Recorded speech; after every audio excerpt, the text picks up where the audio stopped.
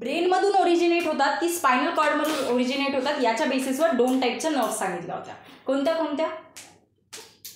Cranial आणि spinal. ठीक आहे, ब्रेन मधून ओरिजिनेट होणाऱ्या क्रेनियल आणि स्पायनल कॉर्ड मधून स्पायनल नर्व्स. ठीक आहे, आता मी टाइप्स ऑफ नर्व्स सांगत आहे फंक्शनिंगच्या बेसिसवर.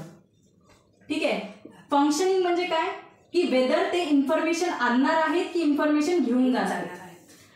जर नर्व्स सेन्सरी ऑर्गन पासून सीएनएस पर्यंत इन्फॉर्मेशन आणत असतील तर त्याला काय म्हणायचं? सपोज 2 टाईपच्या नर्व्स असतात, डायरेक्ट सांगते.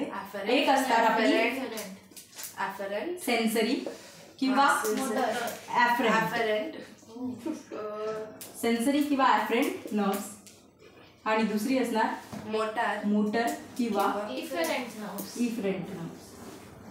ॲफरेंट म्हणजे काय सांगितलं होतं मी? ते आपल्या घेऊन येणार आणि इफरेंट म्हणजे घेऊन जाणार आहे. ठीक आहे, तर इथे मधात कोण असणार आहे? आपला सीएनएस. ठीक आहे, अशा नर्व्स ज्या सेन्स ऑर्गन्स पासून इन्फॉर्मेशन किंवा इलेक्ट्रिकल सिग्नल किंवा इम्पल्स घेऊन येतात त्यांना आपण काय म्हणतो? Sensory nerves.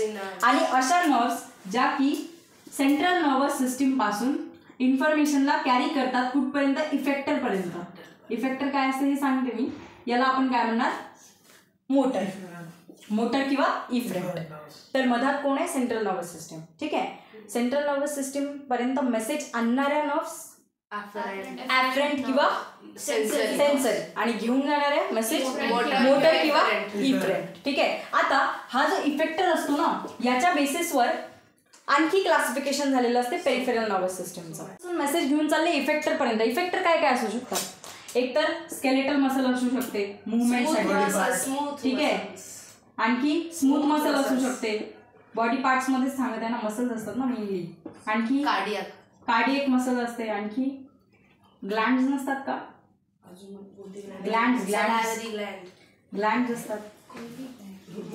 जेव्हा तुम्ही मोमोज बघता, ठीक आहे, मोमोज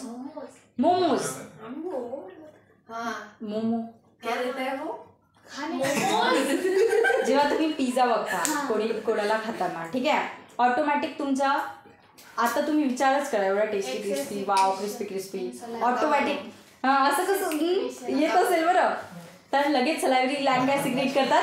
सलायवा सिक्रेट करतात. तर कसं काय? कारण माझ्या ब्रेन पर्यंत तो मेसेज गेला आणि ब्रेननी मग मोटर किंवा इफरेंट नर्वच्या थ्रू इफेक्टरवर मेसेज टाकला. इफेक्टर कोण होता? सलायव्हरी ग्लँड. सेन्स ऑर्गनची फंक्शनिंग बघत आहे. सेन्स ऑर्गन इथे आपण अज्युम करू आय. बेसिकली 5 सेन्स ऑर्गन असतात. ठीक आहे, त्यामधून आपण काय अज्युम केला इथे? आय. ठीक आहे, आता आय वर काय असतो? स्टिम्युलस एंटर करतो. ठीक आहे, स्टिम्युलस किंवा स्टिम्युलाय. आय साठी स्टिम्युलाय कोणता असणार? Of course light. ठीक आहे, तर लाईट स्टिम्युलाय काय होतो? आयवर असा एमिट होतो. ठीक आहे, खाली त्याच्यावरती खाली असतो. ठीक आहे, समोरून असा. ठीक आहे, राईट. मग आता काय होणार? हा जो आय असतो याच्यामध्ये म्हणजे कुठलाही सेन्स ऑर्गन जो असतो त्याच्यामध्ये रिसेप्टर सेल प्रेझेंट असणार. कोणते सेल? Receptor cell. कुठलाही सेन्स ऑर्गन मध्ये कोणते सेल्स प्रेझेंट असणार? रिसेप्टर सेल्स प्रेझेंट असणार. आय मध्ये या रिसेप्टर सेलचं नाव आहे रॉड्स. ठीक आहे, काय नाव आहे? रॉड्स. ठीक आहे, आणखी आपल्या आय साठी स्टिम्युलस कोण असतं?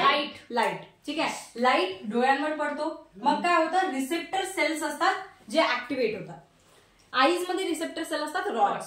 ठीक आहे, कॉर्न सुद्धा असतात पण इथे आपले रॉड्स कामाचे आहे. ठीक आहे, तर हे रॉड्स काय करतात? हा जो स्टिम्युलस आहे याला कन्वर्ट करतात कशामध्ये? इलेक्ट्रिकल सिग्नल मध्ये. कशामध्ये कन्वर्ट करतील? इलेक्ट्रिकल सिग्नल, किंवा यालाच आपण म्हणतो न्यूरल इम्पल्स. कोण कन्वर्ट करत आहे? हे रिसेप्टर सेल्स, रॉड. ठीक आहे, मग हा इलेक्ट्रिकल सिग्नल कोणत्या नर्वच्या थ्रू? सेन्सरी नर्वच्या थ्रू कुठे जातो? सीएनएस कडे. ठीक आहे, क्लिअर आहे इथपर्यंत? आणि मग सीएनएस पासून कोणती नर्व ओरिजिनेट होईल? Motor nerve. आणि मोटर नर्व परत कुठे येईल? आपल्या डोळ्यांवरती, आणि मग आपल्याला इमेज दिसते. क्लिअर आहे इथपर्यंत? काय झालं? सर्वात आधी लाईट साठी आय साठी स्टिम्युलस असतं लाईट. ठीक आहे, लाईट सर्वात आधी डोळ्यांवर पडला तर रिसेप्टर सेल ऍक्टिव्हेट झाले. त्यांनी काय केलं? या पर्टिक्युलर स्टिम्युलायला कन्वर्ट केलं कशामध्ये? इलेक्ट्रिकल सिग्नल मध्ये. आणि मग हे जे इलेक्ट्रिकल सिग्नल आहे हे सेन्सरी नर्वच्या थ्रू कुठेपर्यंत पोहोचले? सीएनएस. इलेक्ट्रिकल सिग्नल म्हणजे एक सॉर्ट ऑफ इन्फॉर्मेशन की मी तुला बघत आहे तर ती इन्फॉर्मेशन माझ्या ब्रेन पर्यंत जात आहे. ठीक आहे. कशी जात आहे, सर्वात आधी मी तुला बघितलं, लगेच माझ्या माइंडमध्ये तुझी इमेज क्लिक झाली. कशी, मी तुला बघितलं तर माझ्या डोळ्यात जे रॉड्स आहे त्यांनी काय केलं, जो पर्टिक्युलर मेसेज आहे त्याला ट्रान्सफर केलं, मेसेज किंवा लाईट याला ट्रान्सफर केलं कशामध्ये, इलेक्ट्रिकल सिग्नलमध्ये. तो सिग्नल लगेच माझ्या ब्रेन पर्यंत गेला. म्हणजे किती सेकंड, म्हणजे किती पटकन होत असेल हे सर्व, जस्ट इमॅजिन. आणि मग हे मोटर नर्व पासून लगेच इमेज. ठीक आहे, कळलं इथपर्यंत. तर सेन्सरी ऑर्गनचं काम काय असते हे मी सांगत आहे की सेन्स ऑर्गन फंक्शनिंग, म्हणजे सेन्सरी ऑर्गन कसे फंक्शन करतात. तर प्रत्येक सेन्सरी ऑर्गन मध्ये रिसेप्टर सेल्स असतात. ठीक आहे. आता आपण बघणार आहे पेरिफेरल नर्वस सिस्टीमचं further classification. Peripheral nervous system मध्ये कोण कोण येत होता, क्रेनियल आणि स्पायनल नर्व्स. ठीक आहे. पण पीएनएस मध्ये आता फर्दर क्लासिफाय केल्या जाते हे दोन याच्यामध्ये. कोणते कोणते, सोमॅटिक आणि ऑटोनॉमिक. सोमॅटिक नर्वस सिस्टीम आणि ऑटोनॉमिक नर्वस सिस्टीम. ऑटोनॉमस किंवा ऑटोनॉमिक नर्वस सिस्टम. नावानी कळत आहे काय, बरं नावानी काय कळत आहे, somatic, autonomous. Somatic means skeletal voluntary. Somatic व्हॉलेंटरीला कंट्रोल करत आहे आणि ऑटोनॉमस इनव्हॉलेंटरी, जसं की स्मूथ मसल्स. आणखी कोणत्या कोणत्या इनव्हॉलेंटरी मसल्स असतात बॉडी, कार्डियक मसल्स. आणखी विसरल कार्डियक मसल्स, स्मूथ मसल्स, विसरल मसल्स. थोडासा डिफरन्स असते. ठीक आहे. तसं तुमच्या त्या चॅप्टर मध्ये तर सेम दिलेलं आहे ऑब्लिक करून, तेवढंच लक्षात ठेवा. ठीक आहे. तर सोमॅटिक नर्वस सिस्टीम मध्ये काय असते आणि याच्यामध्ये ही गोष्ट लक्षात ठेवायची की याच्यामध्ये सेन्सरी नर्व्स असतील की मोटर नर्व्स. कसं काय मोटर नर्व्स, कारण की ते सीएनएस पासून आपल्या इफेक्टर पर्यंत जातात. ठीक आहे. आणि इफेक्टरवर डिपेंड करते की सोमॅटिक आहे की ऑटोनॉमस आहे. म्हणजे पेरिफेरीमध्ये आपण क्रेनियल आणि स्पायनल मध्ये बघितलं होतं की दोन्ही नर्व्स होत्या, सेन्सरी पण होत्या, मोटर पण होत्या. पण इथे आपण या पीएनएसच्या या क्लासिफिकेशन मध्ये आपण बघणार आहे की फक्त आणि फक्त मोटर नर्व्स असतात. ठीक आहे. तर अशी मोटर नर्व जी सेंट्रल नर्वस सिस्टीम पासून मेसेज घेऊन जाते स्केलेटल मसल पर्यंत, त्याला आपण काय म्हणणार, सोमॅटिक नर्वस सिस्टीम. ठीक आहे,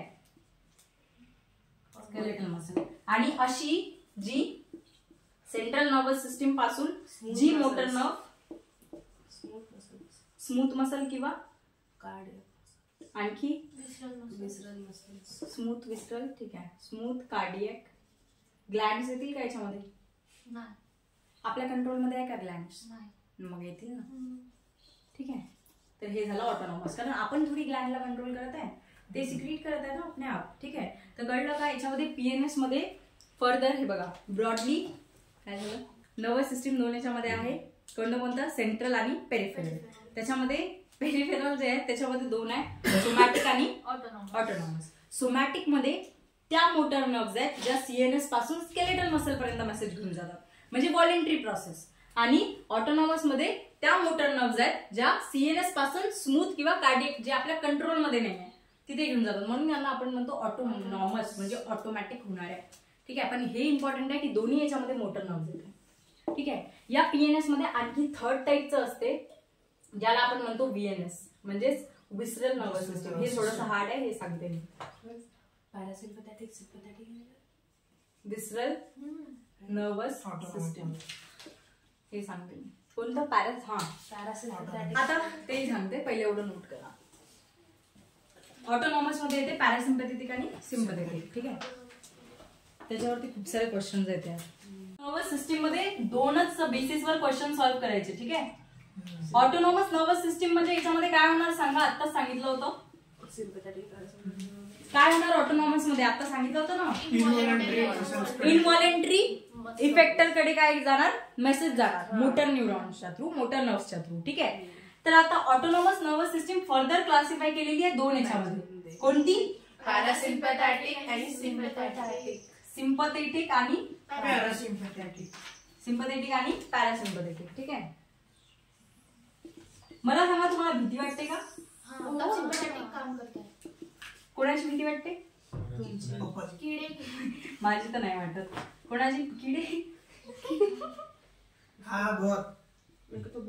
किडे कोणत्या कॅटेगरीमध्ये येतात, ॲनिमल किंगडमच्या हिशोबाने. आर्थ्रोपोड. Largest phylum. कोणतं स्केलेटन असते, एक्झोस्केलेटन. कशाचं बनलेलं असते, कायटिन. केलं. ठीक आहे, तर सिम्पथेटिक आणि पॅरासिम्पथेटिक. सिम्पथेटिक कधी पण क्वेश्चन मध्ये जर आलं तर जेव्हा फिअर असते ना, म्हणजे जेव्हा तुम्हाला भीती वाटते तेव्हा काय होते, आपली हार्टबीट लगेच धक धक धक धक. ठीक आहे, आणि बॉडीमध्ये खूप चेंजेस येतात. असं वाटतं ब्लड खूप जास्त फ्लो होतो, हार्ट रेट वाढतो, कार्डियक आउटपुट इन्क्रीज करतो, स्वेट येतो. ठीक आहे, कधी कधी अंगाला काटे येतात. ठीक आहे, तर हे कधी होते फिअरच्या केसमध्ये. तर हे सिम्पथेटिक मध्ये याच्यासाठी कोण रिस्पॉन्सिबल आहे फिअरसाठी? सिम्पथेटिक. म्हणून सिम्पथेटिक आणि पॅरासिम्पथेटिक हॉर्मोनला आपण फिअर अँड फ्लाईट हॉर्मोन्स पण म्हणतो. ठीक आहे, का? कारण हे फिअरसाठी रिस्पॉन्सिबल कोणतं आहे? सिम्पथेटिक. आणि जेव्हा आपण रिलॅक्स होतो, आता असं नाही ना की भिवूनच राहणार, आता तुम्ही कशा रिलॅक्स आहे, तर आता तुमचा कोणता आहे?